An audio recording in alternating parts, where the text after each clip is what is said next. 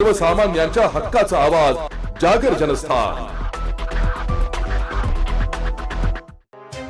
जळगाव जिल्ह्यातील जामनेर तालुक्यातल्या गारखेडा गावाजवळ पुण्याकडे जाणाऱ्या संगीतम ट्रॅव्हल्स अपघात झालाय। या अपघातात 7 ते 8 प्रवासी जखमी झाल्याची माहिती आहे। गारखेडा गावाजवळ रस्त्याच्या काँक्रिटीकरणाचे काम सुरू असल्याने एकतर्फी वाहतूक सुरू असून रस्त्याचा अंदाज न आल्याने ट्रॅव्हल्स पलटी झाल्याची प्राथमिक माहिती समोर आली आहे। दरम्यान जखमींना तातडीने जामनेर येथील उपजिल्हा रुग्णालयात हलवण्यात आले। जागर जनस्थानकरिता प्रतिनिधी फराज अहमद, जळगाव।